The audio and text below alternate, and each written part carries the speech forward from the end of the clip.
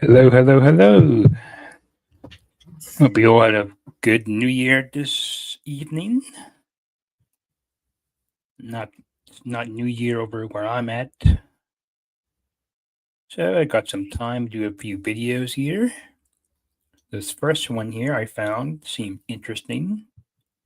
It was by a new guy I haven't looked at called Rough Rapid, and his video on would these anime protagonists survive Masters of the Universe. So I've been seeing this in my recommended, and some of the characters I do know, some of them I don't, and I'm not really familiar with He-Man that much. So maybe in this video he could explain how these protagonists could fare, how they match up to He-Man. So, in a matter of ado, I'm going to start it in 3, 2, 1.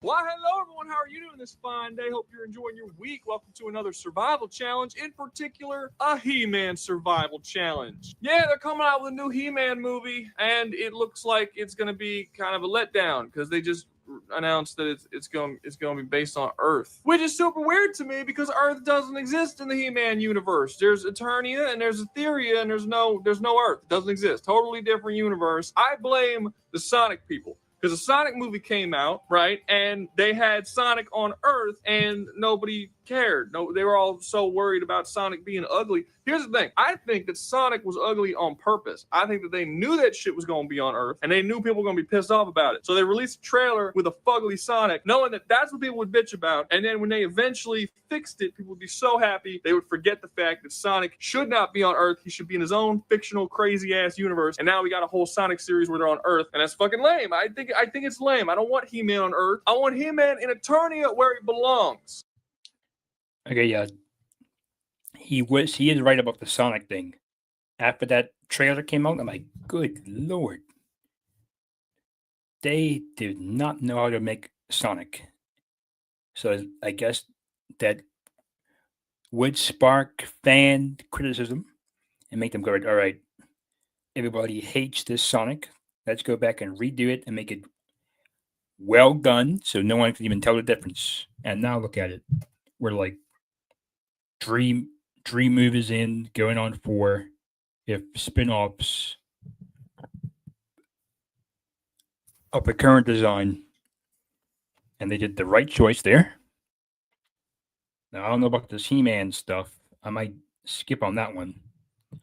Not really familiar with He-Man at all. Well, a little bit, but not that much. I hate it. So we're going to spend this video talking about the true He-Man that is actually on Eternia. We're going to take a bunch of characters from different anime that I've been watching recently, and we're going to throw them on into Eternia and see how they're going to do. So that should be fun. Now, there is going to be one major difference between this video and a lot of the other survival challenges I've made in the past, and that is particularly since I just watched these series and I kind of want to talk about them a little bit, I'm going to divide this video up into multiple sections. There's going to be the section where I just talk about the anime and the characters in the anime and just what I think about it, basically. And then after I give those opinions, I will then talk about how well they will actually do once they get to Eternia. Now, normally in my videos, the order of the characters is based on who would do the worst in the challenge, all the way to who would do the best in the challenge. That is not the case for this one. I put them in the order of the series that I like the least to the series that I like the most. So it'll be like a nice little surprise as you're watching the video. You're not sure who will do better, who will do worse. That's kind of fun, right? I think so. I like to change it up every once in a while. If you don't know anything about He-Man or Eternia or Etheria or any of that stuff, I'm not explaining this video. I already explained it in the past video. There's going to be a link up somewhere in the corner of the video. Click on that if you want to see one of those videos where I actually discuss everything in case you're going in here completely blind. But I'm wasting up your time. Let's get started. First up on the list, we have Rimuru Tempest from Reincarnated as a Slime. Fuck, this show is terrible. I hate this show. Oh my god, why do people like this? It's awful. Okay, look, I understand that it's a power fantasy. I get it. And the whole idea is that Rimuru is supposed to solve his problems relatively easily. But there's a way of doing that correctly and shitty way. Reincarnated as a Slime takes the shitty way. They do it in a way that makes none of the characters in the show feel like real people, and it's just super boring. It's so boring. Like, look, you can have Rimuru. What? Okay, I suppose so. I just watched this, so I can see where he's coming from. In my opinion, it had too many. The anime had too many meeting scenes to for pacing, and the world was pretty okay. It could use a few top ups, but overall, I did enjoy it. As it was a pretty good isekai anime. I think I gave it like a 6.5 out of 10 in terms of my enjoyment.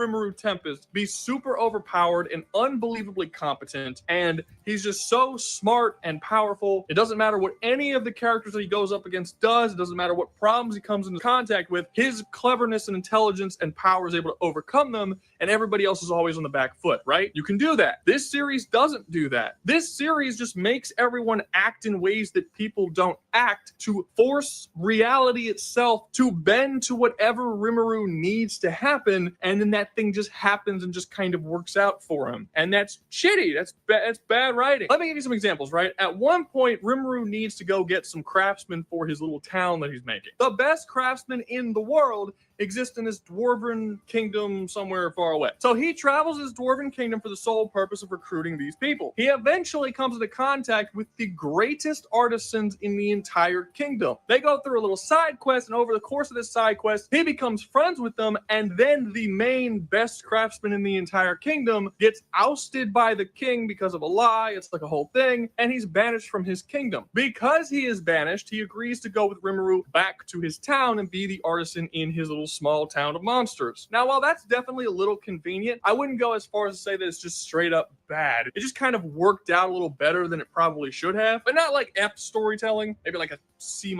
storytelling, right? But after that happens, out of loyalty, like 4 or 5 other master craftsmen, all greatest craftsmen in their craft from that kingdom, decide to go with him because they're so loyal to the main craftsman that leaves with Rimuru. So Rimuru basically gets all of the greatest craftsmen in the world to come with him back to his small little monster village, and boom, the problem solved. He now has the craftsman that he needs. This is what I'm talking about when I'm saying that none of these people feel like real people. You're telling me that none of these grown middle-aged men have wives or children, or maybe just like living in their kingdom and don't want to leave to go fucking... Okay, yeah, he had the point there. If he were just the main guy that was coming with him, that would have been fine. But it's kind of, I think it's like a cheat code that he got the other dwarves went with him. Now, if he just got the main guy, that would have been fine. But since he got the entire dwarven friends there, like that was a very much cheat code.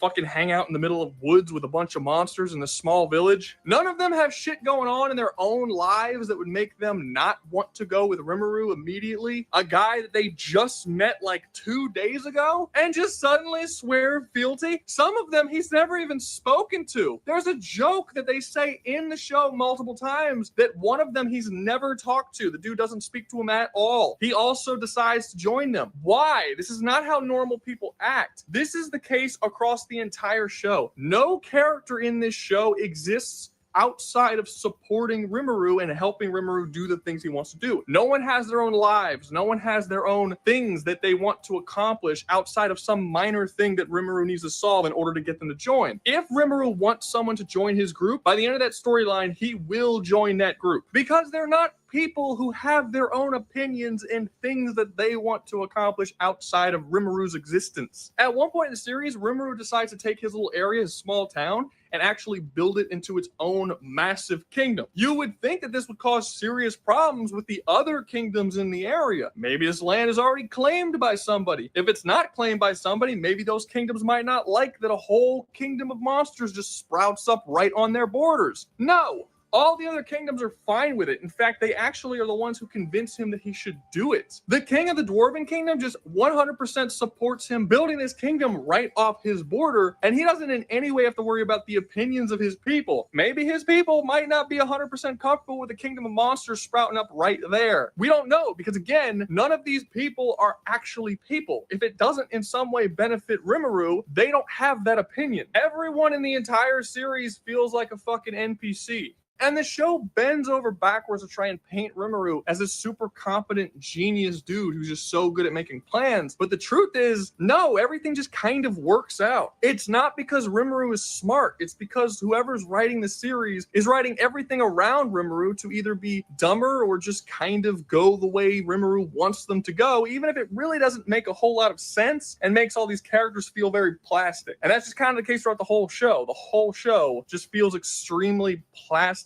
and empty and meh. And look, I get it. Supporting characters are supposed to support. That's their whole purpose. In fact, I've complained in the past about how Western writers don't properly understand this and make supporting characters so goddamn important they basically become main characters, and then the entire story turns into a fucking mess. Disney Marvel in particular have a massive issue with this, since they cannot have a female supporting character if the main character is a male. It's the weirdest shit ever. They have to make the female supporting character just another main character, and all their movies are fucking train wrecks. But you have to make the supporting character in a way that doesn't make it feel like they only exist for the sole purpose of support. It's an illusion. That's what writing is. You're trying to trick someone into seeing something fake as being real. You have to make the audience believe that that supporting character actually is their own person while also supporting the main protagonist. And this show doesn't even fucking attempt to do that. It's a bad show. It's also a ripoff of Remonster, by the way. A lot of people don't know anything about Remonster because Remonster didn't get an anime until very recently, but it's literally almost beat for beat like Remonster. The only real difference is that the pacing is a little bit better because Remonster was not a good series. Slime even kind of makes a little jab at Remonster.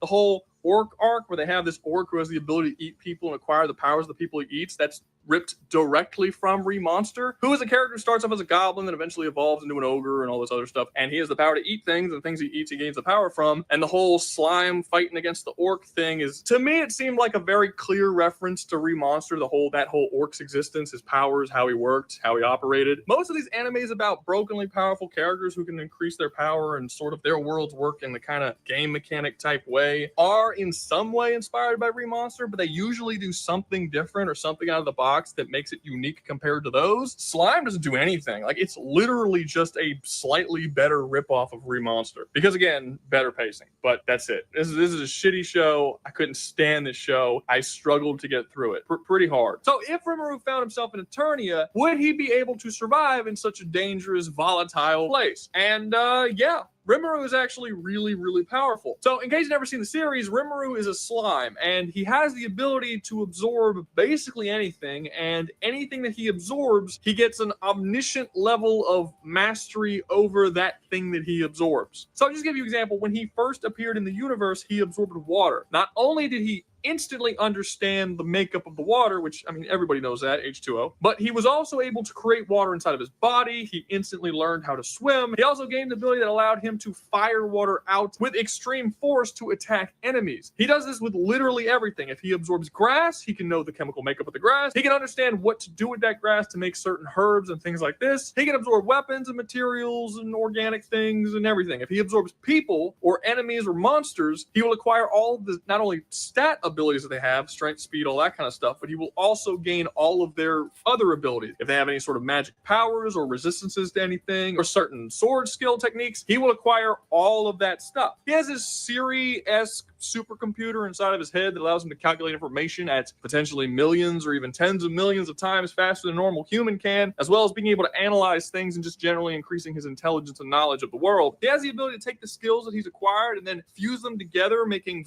vastly more powerful versions and even totally different, unique powers that he didn't have before. This has allowed him to acquire abilities like law manipulation, space and time manipulation, creation and destruction manipulation, life and death manipulation, infinite regeneration, navigation and nearly perfect defense, resistance to basically anything you could possibly think of, complete control over all magicules, which is basically just the magic of the universe of slime, and tons and tons and tons of other crazy powers. And all of these abilities get upgraded as the series goes on, with the AI system normally known as Great Sage becoming Raphael, the god of wisdom, and Predator, which is an absorption ability, becoming Beelzebub. He's a character that, as long as he's alive and as long as he's being put up against some form of challenge, the very little challenge that he actually gets in this series, he will continuously skyrocket in power forever, infinitely, basically. So the series is basically just him existing within this universe, constantly going around absorbing shit, getting damn near infinitely more powerful as he absorbs more and more and more and more. And if he found himself on the planet of Eternia, the shit he would be able to absorb is fucking atrocious. There are some insanely powerful beings and artifacts within Eternia that would turn him into a god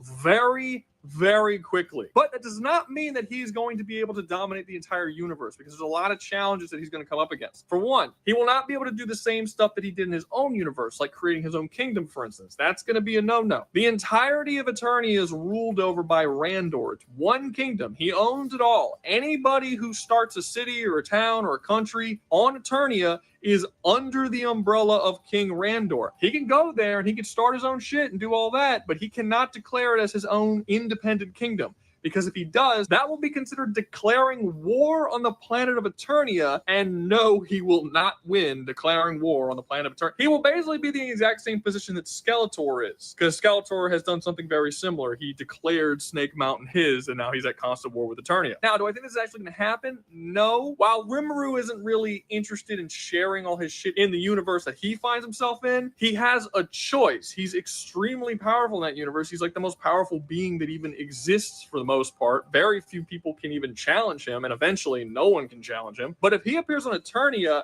he will be outclassed by many, many, many characters. Basically, any character that's a master of the universe is going to fuck him up, like, immediately when he gets there. So he's going to have to wait a little bit and absorb lots and lots and lots and lots of beings in order to catch up to all the other massively powerful characters in Eternia. The problem with that is finding people to absorb on Eternia is going to be a lot more difficult than it was where he comes from, because, again, the entire planet is ruled over by King Randor. You can't just go around absorbing a bunch of shit on his territory. He has to protect those people. Now, he will be able to attack the evil people, and I don't think Randor is going to care about that, but then he's going to piss off the evil people. Like, who's going to attack? Is he going to attack the Snake Men? The Snake Men are strong as shit. King Hiss, while not being as powerful as He-Man or Skeletor, is strong enough to challenge their might. And considering that He-Man is so strong, he can break concepts with his bare hands, I would say that that probably puts King Hiss at a pretty fucking powerful level. Now, you do have the possibility of Rimuru absorbing artifacts and things like that, but the vast majority of the most powerful artifacts on Eternia are either heavily locked up and guarded in very secret locations, or He-Man fucking destroyed it. Because He-Man does that a lot. Just to give you an example, at one point in the series, He-Man came across this one artifact. I'm completely gonna go blah on the name. It was like the Golden Scarab or the Sun Scarab or something like that.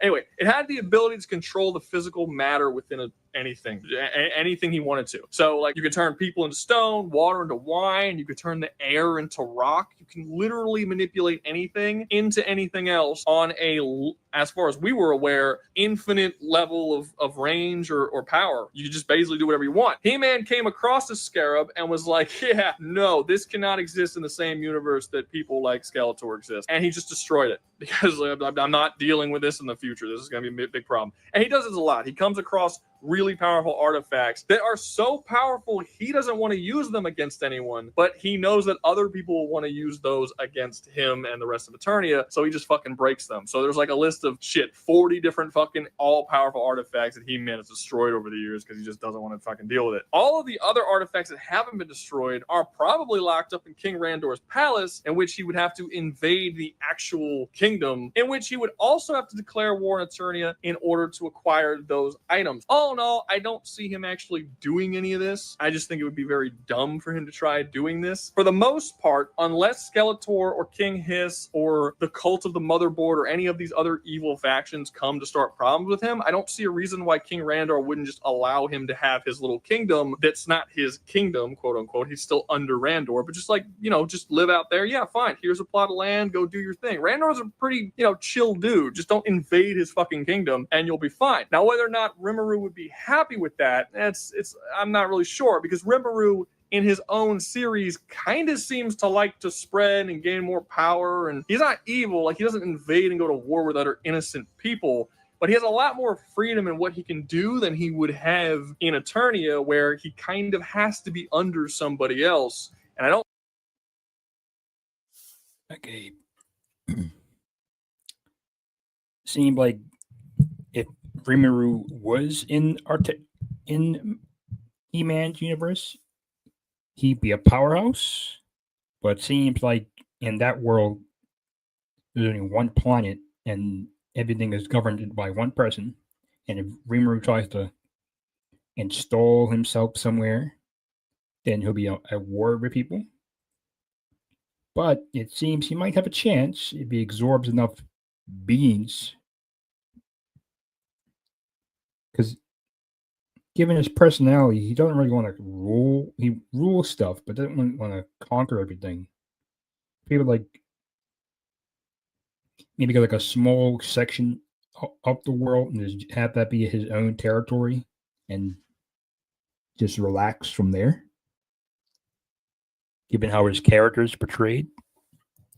I don't 100% think that Rimuru's going to like that. The problem with Rimuru just chilling out and not getting involved in all the fucking problems of the world is that Eternia is a world sort of flooded by war. Like, it's not always a hellscape, but there are several evil factions that are constantly invading Eternia and trying to take over the entire planet. It's constant. People suffer a lot on this planet.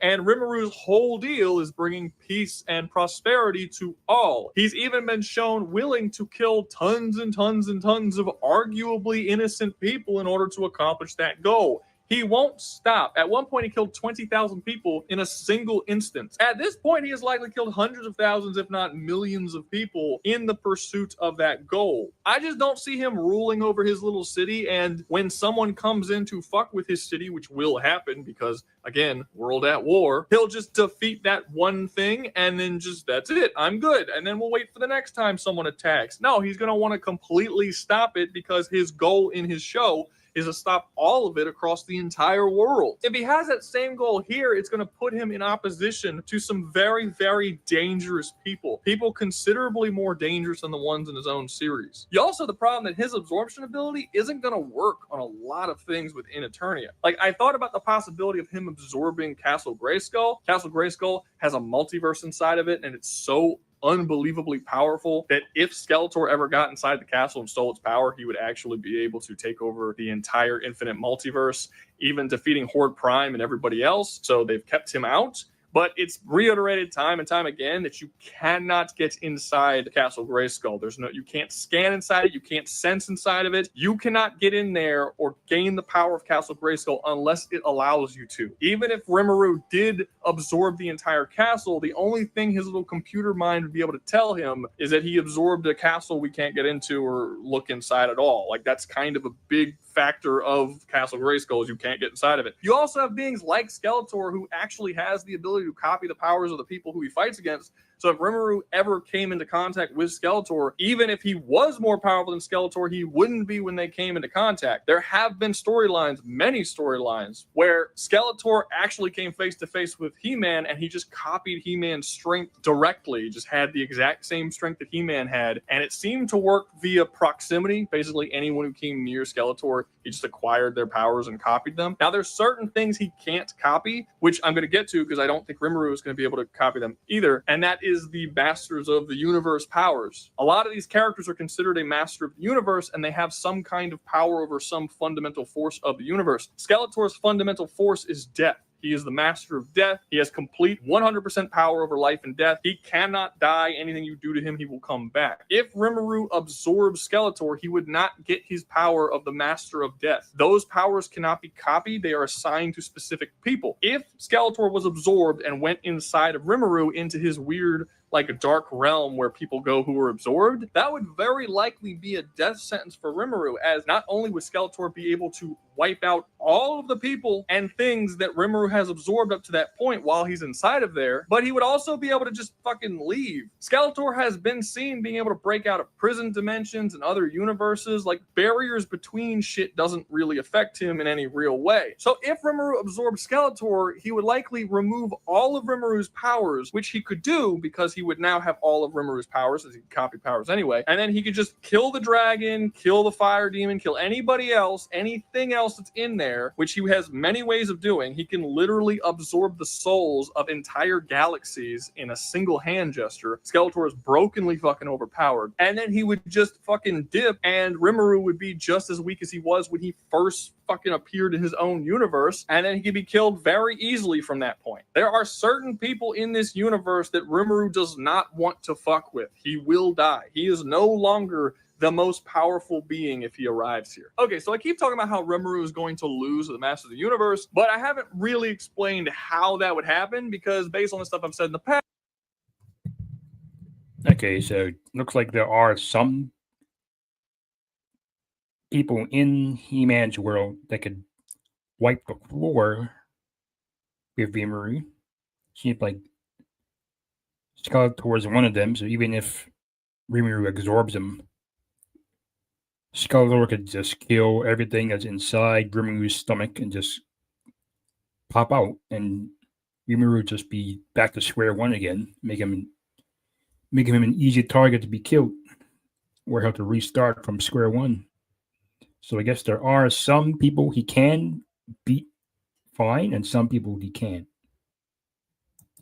Past, Rimuru's pretty fucking powerful. He seemingly has a far wider range of abilities and is just generally more versatile than any of the Masters of the Universe. So why would he have such a hard time or any trouble at all defeating them? And that's mainly because of how the power system of Masters of the Universe work. In Slime, Rimuru can essentially infinitely acquire power, but that doesn't mean that his power is infinite or absolute in any way. In fact, we see that that's not the case.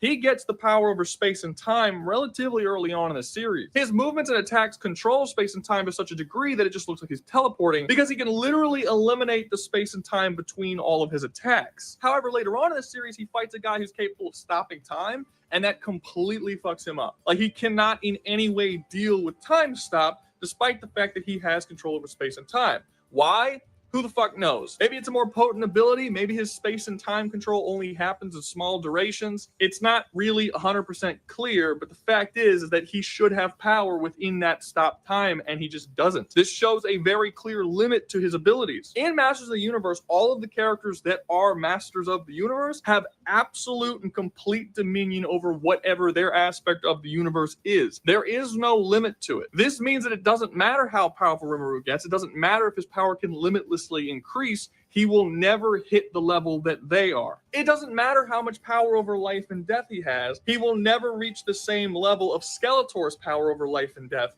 because he has complete and 100% dominion over it. And this is the case for literally every Master of the Universe. It doesn't matter how strong Rimuru's willpower is, or his mind control resistance, or magic resistance, or any of that is. Beastman has power over beasts and monsters. He can control them, all of them, regardless of what species, across the entirety of the multiverse whenever he wants. Rimuru is a monster. He's a slime. He eventually becomes an ultimate slime. He eventually becomes a true dragon. Doesn't matter. He's still considered a monster all the way up until where we are currently in the series. He will be under control of Beastman. There is literally nothing he can do about it. And some people might bring up the Mother Dragon, because back in the 1980s, there was actually a scene where the Mother Dragon resisted Beastman's control. It's the only time it's ever happened in the entire series. As far as I'm aware, it was never brought over into the mini comics or the canon. I don't think the Mother Dragon was ever even made into an action figure, which is, funny enough, the main canon of He-Man is the action figure and shit. So is the the action figure in the toy lines. So I'm not 100% sure if that's even canon, and most fans say that it's bullshit that she was even able to resist that. I've heard different explanations as to why she was able to resist it. Some people say that Beastman didn't actually want to control her. Some people say that she wasn't actually a dragon, but Mother Dragon was more of a god-level being. In that same exact episode, Beastman was able to control a literal army of dragons and sent them to attack Prince Randor's palace. So no one really knows the explanation for it. But literally outside of that one event, his power is absolute and always shown to be absolute. So yeah, he should be able to just control Rimuru. This video is really only meant to talk about the anime and not really go into the books, but every time I talk about the anime, people like to come out and be like, oh, but the books, and they kind of ignore the fact that I'm clearly only talking about the anime. So I'm just going into the books for this one thing, but just know from this point on, it's going to be basically just the anime. But yeah, all the shit that slime fans are going to bring. Okay, so that's why. So I guess the anime version of Rimuru might get beaten. So if he did do maybe the light novel version of Rimuru, it would be a different, very different story. So I'm not that familiar with the light novel, so I'm not really sure how much stronger he is compared to the anime and what stuff they might have cut out. But I do agree that the anime version of Rimuru could stand a chance against some people in He-Man, but overall, I think he would get taken out by somebody. Bring up about what Rimuru can do in the books and like the current books where he's way more powerful than he currently is in the anime. Just know that Master of Death Skeletor has the power to erase universes with a thought, controls all of life and death across the entire multiverse, and was able to kill the goddess who is the god-level being creator of the entire He-Man multiverse that is infinite multiverse with infinite timelines and all that stuff. Master of Eternity He-Man has complete and utter mastery over all of eternity. This includes timelines, this includes space, this includes destiny, fate. He essentially controls everything, what happens, how it happens on a complete multiversal scale. He's essentially the dictator and writer of the entire He-Man story in all of existence. Sorry, but even the absolute strongest versions of Rimuru can't do anything against this. His fate and death manipulation resistance just isn't to this level, and his magic resistance isn't going to do fucking shit because the Masters of the Universe abilities are not considered magic. They're something totally different. They're controlling fundamental forces of the universe. But like I said, if he decides to start his own little, colony or whatever on Eternia underneath the banner of Randor, and, he has a good relationship with Randor, he has a good relationship with He-Man, he can even assist He-Man in certain battles because he will be very powerful still. He could fight against Masters of the Universe and do relatively well, just not some of the strongest ones. He'll be fine. Just don't overstep your fucking boundaries. That's all I'm saying. Stay in your lane, Rimuru, and you'll be good. Step out of it, you'll be fucked. It's not a hard concept to understand. If you enjoyed the video, make sure to like, subscribe, comment, share, and join the membership. If you join the membership, you get exclusive access to unique videos that nobody else can see, just specially made for you because you're so special. Don't forget to check the pinned comment for a link to the Discord as well as a link to my second channel where I'm putting all kinds of crazy. You won't believe it. It's okay. It's one thing right now, but it'll add on to it later. I'm trying to do some stuff with this channel, and then I'll go over there. But there is one thing. It's pretty cool. Go check it out. Are you tired of this ad? So am I. Let's continue on to the video. Next up, we have Eins und Goal from Overlord. This one was better than. Okay, I heard of this guy. I heard of this anime. I haven't watched it myself. So I'll be curious to see what kind of stuff he can do. Better than Slime, but it still wasn't great. It basically has all of the same issues that Slime does. It's just more aware of those issues and tries to play with those issues a little more, well, at all, in a way that Slime just didn't and seemed like wasn't even aware of. For instance, in Overlord, all of the characters that serve the Overlord, Eins und Goal, act like NPCs in the same way that everyone in Slime acts to Rimuru. They don't feel like real people. They feel like they're programmed to behave in a certain way so that Eins can succeed in whatever he's doing. The difference is that in Overlord, they actually are NPCs. Like they're literally from a video game. and it's written into the plot that they are NPCs and are specifically programmed to act this way. In Overlord, Ainz is just a regular dude, not some crazy over-the-top genius, and the things that he does just kind of work out based on luck and shit, kind of the same way it does in Slime. The difference is, whereas Slime, it's just bad writing, in Overlord, it's actually written as like a joke. Like, the show is aware that he's making dumb decisions that are being misconstrued as good decisions, and things are just kind of working out for him, but it's aware that that's happening, and it turns it into like a comedy moment. Having said that, just because the show is aware that it happens doesn't mean that it's not bad when it does happen. The whole joke about Ainz making dumb decisions and those decisions somehow being misconstrued as being genius is funny the first couple of times, but I feel like it happens every episode or every other episode, and that shit got old really, really fast. Like, it's just not funny anymore, and we're like, what, 4 seasons in, and they're still doing it? The whole end. Okay, so this kind of seems like they have the same kind of thing as Slime, where the characters seem like they're NPCs, and he's like the main guy. He's the strongest guy there. He has a few strong allies, and the other people are like father to him.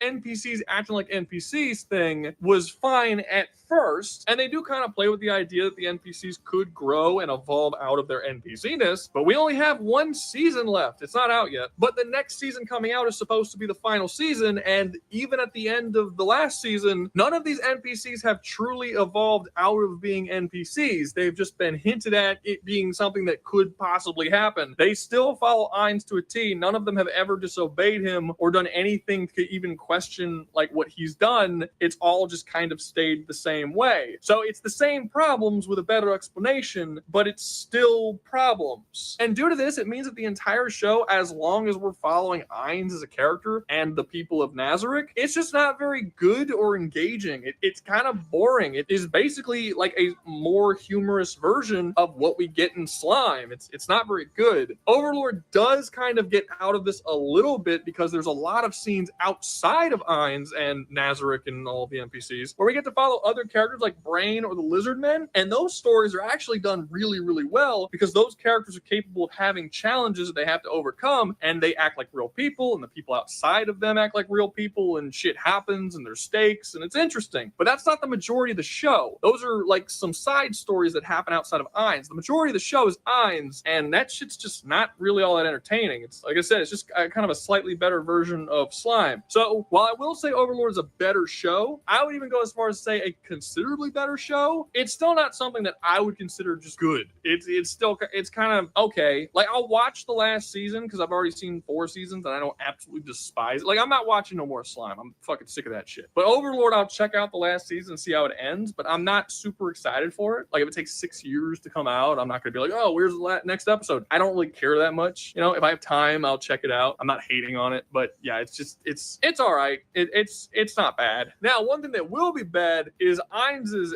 absolutely fucking horrifying performance if he has to go to Eternia, because he gonna get fucked up. Ainz is a really, really powerful character in Overlord in his own series, but he's not in there anymore. He's in Eternia now, and the fact of the matter is that Ainz doesn't have the ability to increase his power in the same way that a lot of other characters on this list does. The whole concept of Ainz and Overlord is that he's already at max level. He can't get any stronger. He starts the series off at level 100 or whatever fucking level it is, max level, and the entire world that he exists in, like, their max level is like 50, and he's like fucking 100, and he's just wiping everybody out like they're nothing. And as far as how strong Ainz is, well, let's look at it. His absolute strongest ability, the strongest thing we've ever seen him do, is a spell called The Goal of All Life is Death. It is a death manipulation spell that can wipe out all life in a particular area and then takes the life force force of all those people and then makes a giant fucking Titan creature thing, right? He uses it on a battlefield and kills 70,000 people. It should be noted, he does not kill everyone on the battlefield. He kills a lot of them. He kills 70,000 because that was the limit of the spell that he used. Couldn't kill any more than that. And it's stated over and over again, this is his most powerful spell, okay? Skeletor with a gesture killed several planets worth of people and ripped all of their souls out from the other side of the universe. There is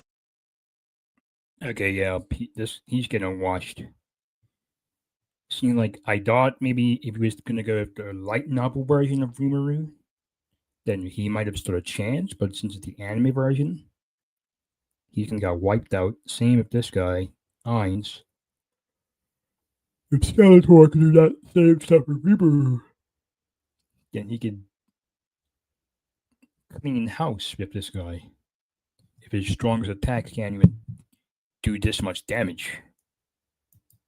There is no comparison to be made between these two characters. One killed 70,000 and the other killed tens of billions. Also, the goal of all life is death. Ainz specifically says that he can only use it once every 10 years. That's how strong it is. Skeletor did this gesture multiple times. With each gesture, several planets exploded. He can just keep doing it. He can do it whenever he wants. That's how powerful he is. The level of power is just totally different levels of power. So if Ainz shows up in Eternia and tries to have the same shit that went down in his own series, like, oh, I'm gonna take over the world and I'm just gonna like rule everything, yeah, good fucking luck. He will not be able to defeat even the weaker masters of the universe like Merman. Merman is a really pathetic master of the universe that is like jokingly beat on by He-Man, and he has the power to control all water in the universe. If Ainz shows up in Eternia and tries to take over the world, he's gonna be absolute butt fucked by not even King Randor and He-Man. Like, they're not even necessary here. Like, any old fucking bullshit group would probably be able to wipe him out. Not like normal people. I mean, they do have fodder in Eternia, but there are characters in this universe that are not masters of the universe that are still powerful enough to compete with Ainz and all of his people. He's gonna have serious fucking problems. If he comes across Skeletor, which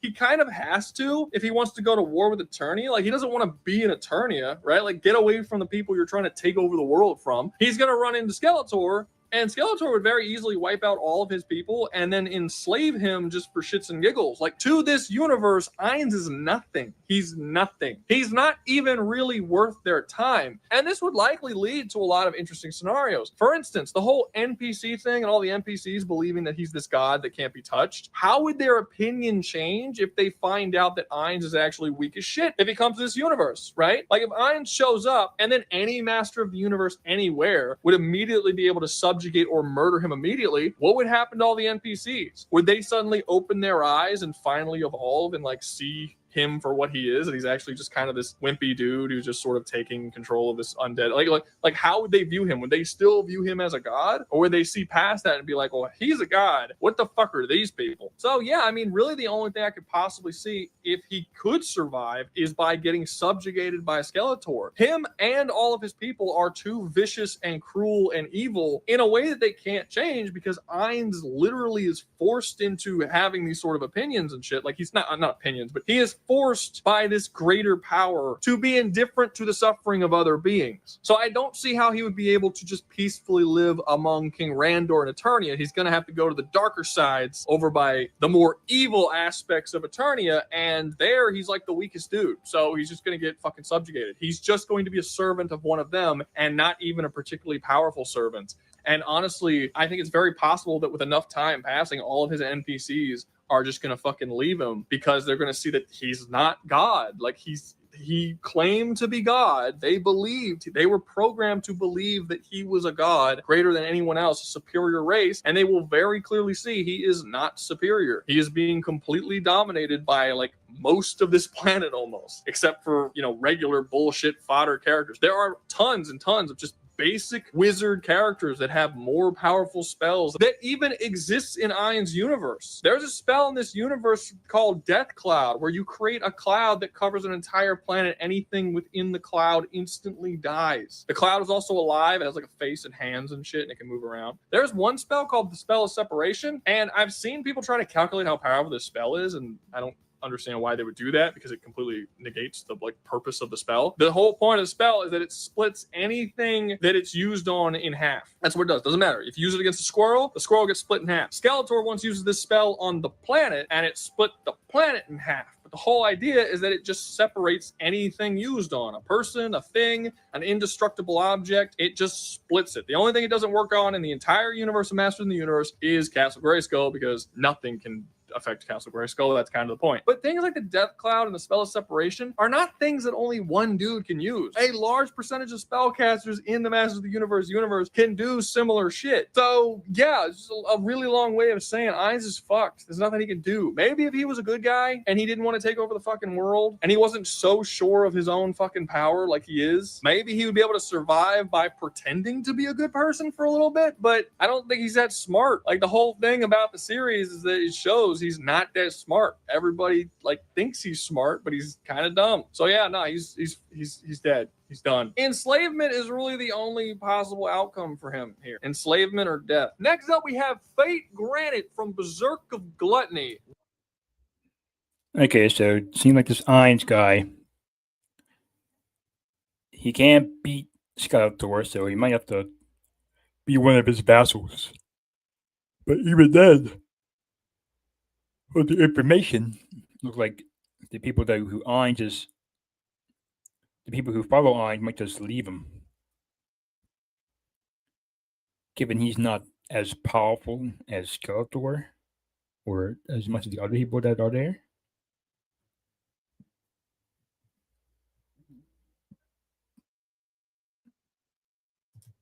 What a god-awful Okay, I don't know nothing about Fate, so let's see what it's about. Look, I actually like the show pretty okay, but like I was this because they were Japanese, you know, like the Japanese ears, like they're not like it sounds like they were trying to name him some like badass cool name, like, you know, Max Payne, and they went with Fate Granted, and they're like, that sounds really cool.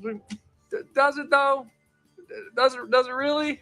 Okay. But yeah, like I said, I actually like this one. This is the first one that okay, that's not fair. I liked season 1 of Overlord when I saw it. I thought it was pretty cool. My problem with it is that it just kept continuing with that same like whole vibe, the whole show, and it got really old really fast. If after Overlord season 1 they started like building up the characters, the NPCs started being less of NPCs, and you know, Ainz started evolving and they started running into more challenges, and the whole goofy like, oh, I did something stupid but y'all are gonna think it's smart thing stopped, and it was like a little more, yeah, I think it could have still continued and been a really good show. I think that just the lack of progression, them just doing that over and over again, made it boring. So to be fair, I do think Overlord season 1 is probably better than Berserk of Gluttony season 1. However, I do really like Berserk of Gluttony, and I actually think it does the overpowered hero shtick better in this show than it does in either of the previous two. And that's because within the power system of the universe, they specifically wrote in the story that his power level can fluctuate from weaker to stronger, and made it make sense, which means there are times where he can be an overpowered god, and there are other times where he can actually be on the back foot and get fucked up pretty good. And it makes sense with how his power works without feeling like it's just inconsistent power level. So basically, Fate Grant's whole thing is that everybody in the universe of Berserk of Gluttony is born with a particular skill. Some of these skills are awesome, and some of these skills fucking suck. Fate was born with a skill that he thought sucked. It was gluttony. It was just that he's always hungry. That's it. That's all he thought his skill was. One day, he has to defend himself, and he picks up a spear and he stabs a dude, and then he's not hungry for the first time ever. Killing this dude actually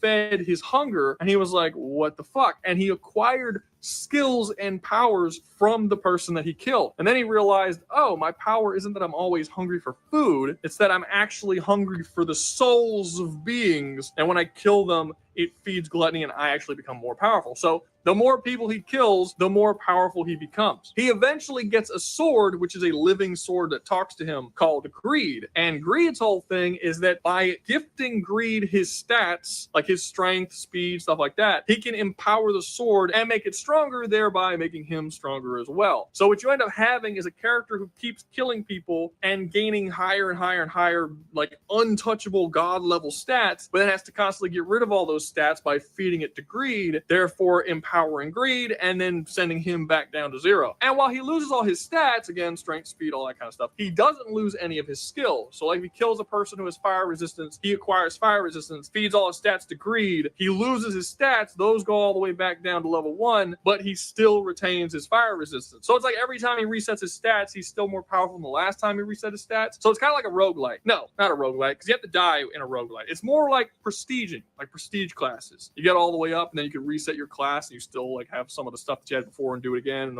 you can keep, yeah. It's like prestige classing, basically. On top of that, there's also certain attacks that Greed can do, like powered up attacks.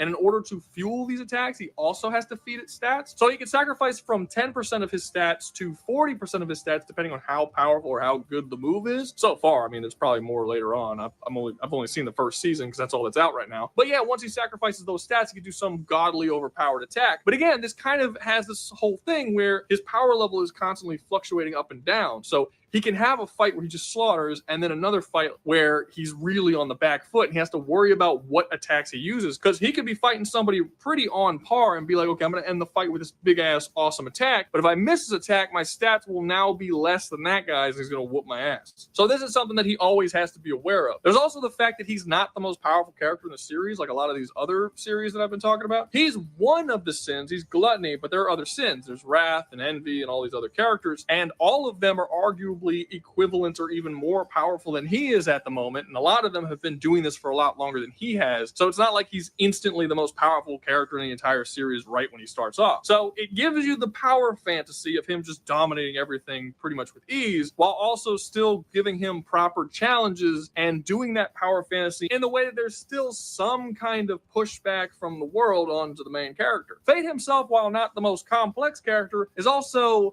interesting enough. Fate doesn't actually want to go out fighting monsters and getting stronger. He just kind of wants to chill. He's like happy with being a gardener and just like he's got a crush on his chick named Roxy, and he'd be cool to just like date her and then just live his life and do garden work, and like he'd be perfectly happy. The problem is that once you feed gluttony, it needs more. If you don't feed it more, he'll lose control of himself and go on a rampage murdering people until gluttony is properly fed. And you can't just keep feeding gluttony the same amount, because the more you feed it, the bigger its appetite gets. So like at the beginning of the series, he's killing goblins and he's feeding it goblins. And then eventually he kills like hundreds of goblins. He's like, why is it not being fed? And Greed's like, because it's got a bigger appetite now. You got to find something stronger. So he's continuously forced to protect the people around him to constantly travel the world and kill more and more and more stronger beings so that he can sate the hunger that is gluttony, that is just continuously killing more and more things. So yeah, I think it's a pretty good show. In terms of like what I don't like about it, I do want the characters to be a little more complex. They're not NPCs like the previous two series I talked about, but they're also not super deep. Like Roxy's cool, but she's very one note. Like a lot of the characters in this show are extremely one note. You got the character that's super jealous. You got the character who loves his daughter. You got the character of Roxy who just cares about everybody. Like everybody's kind of got one trait that's like exaggerated to the highest extent, and that's really all there is to it. And I like them to flesh those characters out and make them a little more interesting in the future. There's also some really weird editing choices in the series. There was like 3 times that I can remember where it was a very strange edit. I was like, what? Why? That was strange. Okay, like for instance, there's one part where Fate is revealing his face, because throughout a large portion of the series, he has to hide his face behind his mask. And he reveals his face to this guy who had basically abused him for his like this. He was super weak. He gained a bunch of power. He was wearing a mask. He was fighting this dude. He was revealing his face to this dude. And there was supposed to be like this big shocking moment where this guy's like, oh shit, you're Fate. You're this dude whose face I was stepping on earlier in the season. And it's supposed to be like this big reveal, and it's built up to be this big reveal. But then he takes the mask off and the camera cuts to the other guy, and he's just like continuing the conversation as if he didn't just reveal his face. Like continuing the conversation they were having before Fate revealed his face. It's very jarring. There's like no reaction shot there's just no reaction. He doesn't say or register that he just saw and found out that was Fate. It's super weird. I actually had to rewind the scene and make sure that I didn't actually hit the remote or something and fast forward through it. But no, it's just a very strange cut. And this happens multiple times, and usually at times where it's supposed to be an impactful scene, there's some weird editing choice that just kind of like fucks it. And I was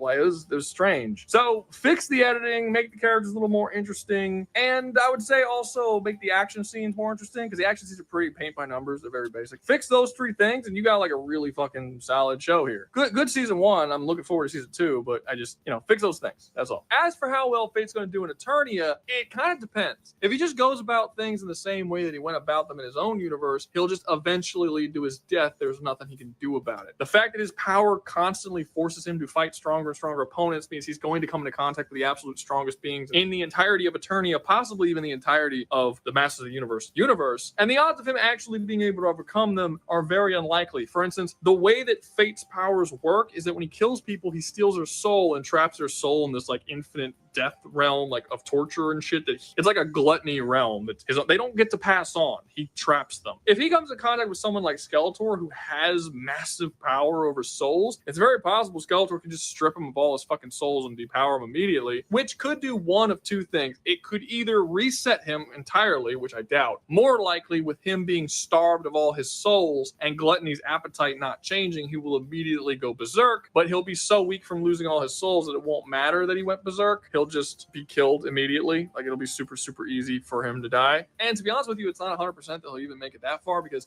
again, you can't steal the Masters of the Universe powers. So the best powers within the Master of the Universe, he won't be able to acquire. So it'll still be a pretty hard challenge for him to overcome a lot of the stuff. But one thing that's kind of a benefit to him is that in his own universe, the entire world despises the sin powers. They're considered an affront to God. It's a very theocratic society and everyone's kind of a religious extremist. So in that universe, when he finds out that he has the gluttony power, he has to constantly hide his face and not let anyone know he has that power, or else he will be hated and possibly been hunted down and killed. In fact, the girl he's in love with, Roxy, who is a very sweet, very angelic type character, he absolutely refuses to tell her the truth about his powers because he thinks that she will absolutely despise him if she finds out. She eventually does find out and she does not despise him, and this shocks the shit out of him. But the fact that he was not willing to tell her, who is so pure and good and sweet and awesome, means that he very clearly has some serious issues when it comes to revealing this information to anybody. In Eternia, the hatred for these powers don't exist. So will he still avoid telling people that he has these powers? Because if he tells people, there's a lot of ways that they can help him. Like if he goes to King Randor or He-Man, he tells him, look, I have this thing, I have to kill things in order to become more powerful. They might be like, hey, we can put you on the front lines. I mean, we're in a constant war with this asshole Skeletor. We'll just put you on the front lines. Go nuts, dude. Just fight for us. Like, you're clearly not evil. We're not going to hate on you for your evil. We'll even let you fight with He-Man. If you go berserk, He-Man can kill you. Because in Berserker Gluttony, Fate just straight up says if he goes berserk, he tells a friend of his in the show, if I go berserk, please kill me. And I was like, okay. And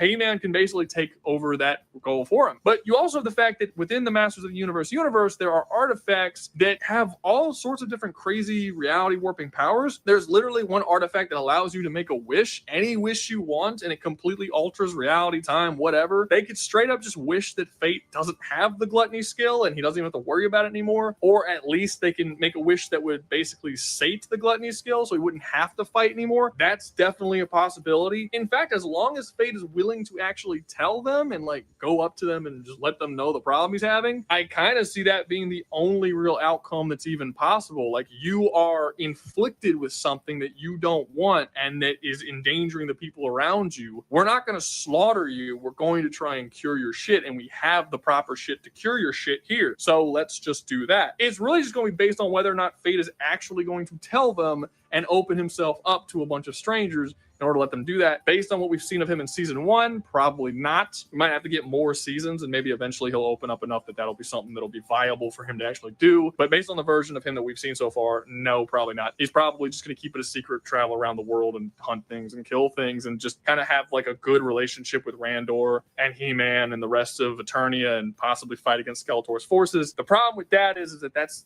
not going to end well, because the fact of the matter is that we've only got one season of the show. But based on how his powers work, if he has to constantly keep fighting more and more powerful things, and the more powerful things he fights, the hungrier Gluttony gets and wants even more powerful things, there's going to be a certain point where he's going to run out of things to fight. That's inevitable, even in his own universe. Okay, yeah, he got a point there. Seems like this guy's power kind of backfires on him. Sure, he has to fight strong opponents, but then all their souls and power goes to the blade of Gluttony. But on the good side, he can keep their skills. So that can help him in the long run. But given every time you fight somebody and he goes back to 0, that's a very bad. That's not a good advantage to him. Like someone could probably kill him at that point. I'm curious to see how they're going to solve that in his universe. Once he defeats the absolute most powerful being in the world, and there's nothing stronger to fight, he's going to go berserk and just kill everyone on the planet. So what's going to happen here in Eternia is if he does do that, eventually he will have no choice but to fight the absolute most powerful people on Eternia, and then even go past that and fight Horde Prime and all of this stuff. And it's just a matter of time before he dies. There's just too many broken things. Unlike someone like Slime, who can actually steal powers from artifacts, Fate can't do that. He only steals skills and powers from people, and the artifacts are some of the most powerful shit in the entirety of the Masters of the Universe. I gotta call it something. I can't call it the Masters of the Universe every single fucking time. That's too wordy. But yeah, he won't be able to take the most powerful shit. Like, he won't be able to gain the powers from the Sunstone and that thing I said before. I think it's called the Sun Scarab or something like that. Am I confusing it with this? It might just be called the Scarab. I don't know. The fucking thing that can turn people into stone. Like, he can't steal that power in the same way that the Slime would be able to. So when he starts getting to the absolute most powerful characters who do have those types of powers and do have those artifacts and stuff, he'll be at a massive disadvantage and he will very likely lose. So there's two possibilities I see here. Either he'll just keep fighting until he dies. He'll keep fighting until he beats everybody, which I don't think is possible. Like I said, I think he's hard stop at Skeletor because of the soul manipulation and the ability to just not die if he doesn't want to die, which means he can't be killed by Gluttony even if Gluttony tried to kill him. But even if we say he could and he defeated him, he will eventually kill everything to the point that he just goes berserk, and then He-Man will have no choice but to actually kill him, or use the fucking power of the wishing thing to just remove his power or eliminate him from existence, which they can also do. But by that point, he's probably killed so many people that he probably has some sort of resistance to that kind of stuff anyway. So it's hard to say. He either dies fighting or he cures Gluttony. Those are the only two possible endings that I could see for him,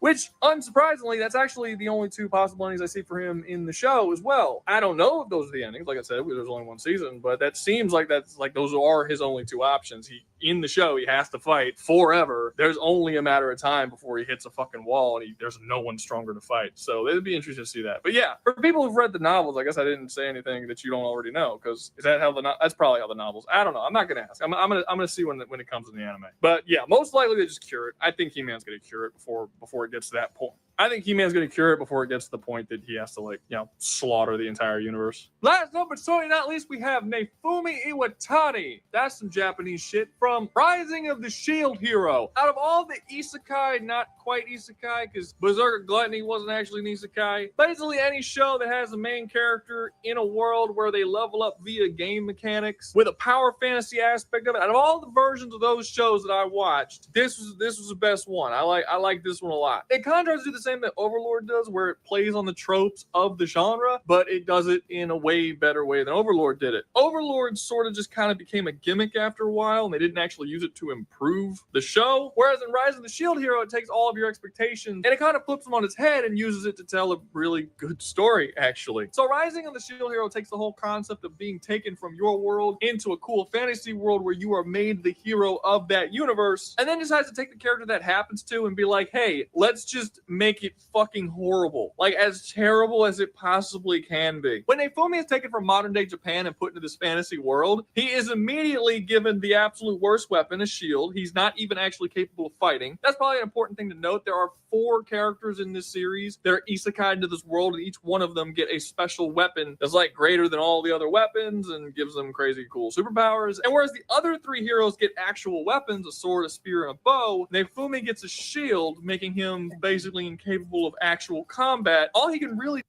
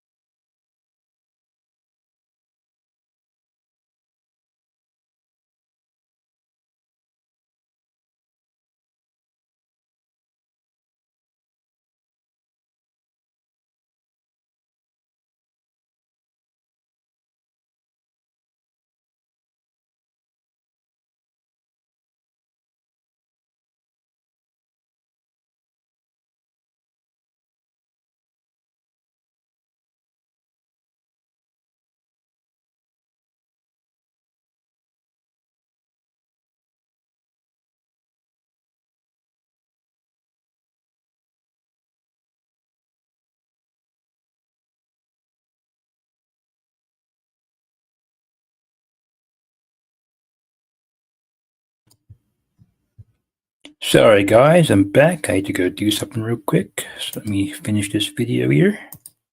Really do is block. So right off the gate, he starts off in the story not really all that great, and then he is immediately robbed, framed for rape, and outcasted from society. Everyone here hates his guts and believes that he raped the princess of their kingdom. In season 1, we get to see this optimistic hero who really believes that he's going to come in here and do some good, basically lose all of his hope and become a very hateful, very nasty person extremely quickly. He falls to such an extent that very early on in the series, he actually goes and buys a little slave girl, gives her a sword, and kind of forces her into dangerous situations because he can't fight. He just has a shield. So the only way for him to properly level up in this world is to join a party with other people who no one will join his party because they believe he's a rapist. And then he just forces this little girl with a sword at the front lines of battle so that they can level up together. A good portion of the show is about these two very broken people, Nefumi and this slave girl that he buys, Raftalia, basically finding solace in one another and forming a very caring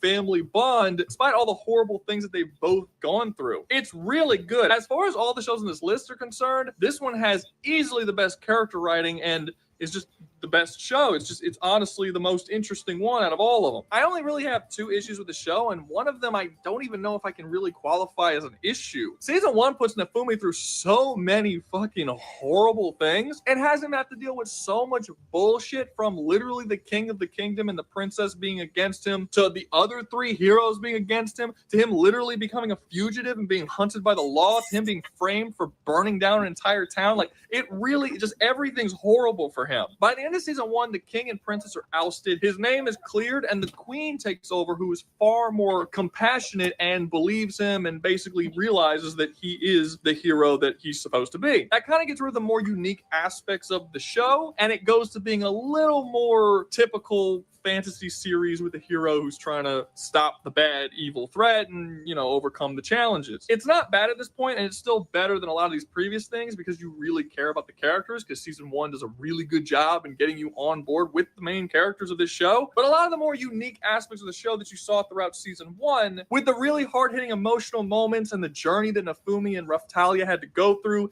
and the fact the entire world was against them, that's all just kind of gone, and it's just sort of a more typical fantasy series. But the reason why I'm saying it's not even really a negative is because, like, what's the alternative? Just keep them being fugitives, being chased forever? That wouldn't be cool. Like, the show needed to progress beyond that, and it did. I just don't think that the things that happen in season 2 and season 3 are quite as interesting as the stuff that was happening in season 1. It was good that they moved on to that. I just think the pacing suffered a little bit, and while the story is overall still good, it still hasn't hit the highs of that initial season. Also, I think it was a really big missed opportunity to make the other 3 heroes, the sword,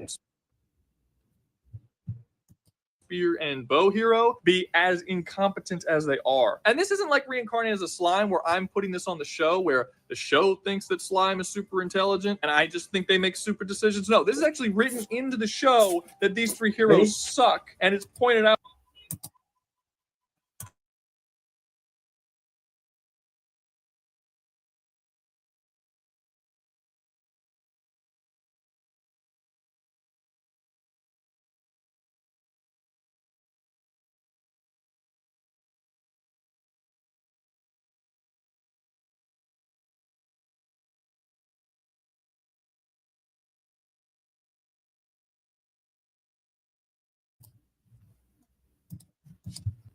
out several times that they suck. I don't really like the fact they suck. I wish they were more competent and more equivalent to that of Nefumi, because they're kind of set up as pseudo rivals to Nefumi, at times being against him and at other times siding with him. And I just think that dynamic would be a lot better if all 3 of them weren't fucking idiots who suck at everything they do, and Nefumi wasn't very clearly the best one. It also makes everyone around them in the whole world who doesn't see Nefumi as the best hero of the 4 kind of seem like an idiot, because it's very clearly they are not that good, and yet they are praised and hailed as great heroes, and Nefumi is shit on. It's so clear from anyone that's even slightly paying attention that Nefumi is better than they are. I just wish they should have taken all the incompetence that the 3 heroes had and put it in just like one dude. Just give it to the spear hero, since it was kind of important that he was stupid. He had to be manipulated by the princess, but you could have made the other 2 still competent, and that way their dynamic with Nefumi would have been a little bit. It's a pet peeve. It's not something that's super super serious. They eventually introduce more heroes in the series that are as competent as Nafumi. It's just those three are in the entire show, and they suck in the entire show. They never get an opportunity to be anything more than just shitty. But yeah, overall, I love this show. I thought it was great. Can't wait for season 4. As for how well Nafumi's going to survive in Eternia, probably better than anyone else. Not saying that he's the most powerful one, at least as far as the anime version of this character goes. He would get his ass kicked by Ainz and Slime, and honestly likely Fate as well. He might be the weakest one here, but he's the only one where it's not deeply embedded in his character that he has to go out and fight and start problems. Slime wants to change the entire world in a way that he needs to come into opposition with people. Ainz wants to take over the world. Kind of hard to do that if you're not coming into opposition with people. Fate is forced due to his power to come into opposition with people. The only reason why Nafumi fights at all is because the world that he's in is about to come to an end, and he needs to save it so that he doesn't die, and if he stops all the waves, he can go home. That's it. That's the only reasons. If the wave doesn't exist and he can't go home regardless of what he does, there's no reason for him to be fighting. In Eternia, that's basically how it's going to be. They don't need him in Eternia to fight against the dark problems that Eternia has. They have their own heroes for that. If he wants to pick up the shield and become a hero and fight, he can, but he's not really going to want to. The series shows pretty clearly that Nafumi, if he had the option, would just kind of become a traveling merchant and healing because that's what he's good at and that's what he enjoys doing. He only really does the fighting stuff because if he doesn't, the world's going to come to a fucking end. So I think that that's exactly what he's going to do here. He's going to take Raftali, he's going to take Philo, and they're just going to be traveling merchants.